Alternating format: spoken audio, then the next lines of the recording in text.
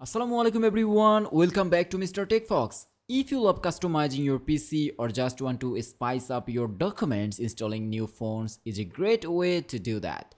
Let's dive into how you can easily install fonts in Windows. But before doing it, I'm requesting you to subscribe this channel. Alright, first open the settings app and you can do it quickly by pressing Windows plus I, or you can select like this way from the start menu. After then, you have to choose this option, personalization. Then you have to choose this option, fonts. This is where all the magic happens. Now, if you want to explore new fonts, click on the link that says Get More Fonts in Microsoft Store. This will take you to a collection of free and paid fonts you can easily install.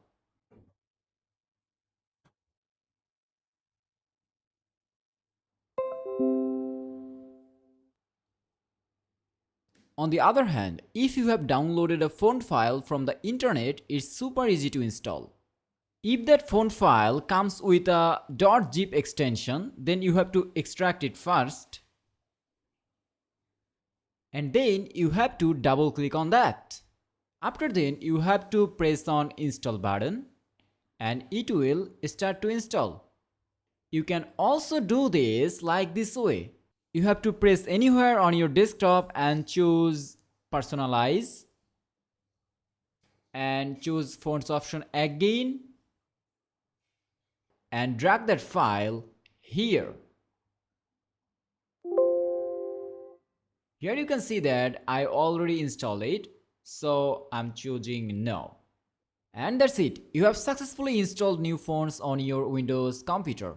I think you understand. You can do this from going to settings, or you can choose it by clicking somewhere on the desktop by selecting personalize. So guys, if you enjoyed this video and found this helpful, make sure to hit that subscribe button and let me know your favorite font in the comments below. Thanks for watching Mr. TechFox and see you next time. Allah Hafiz.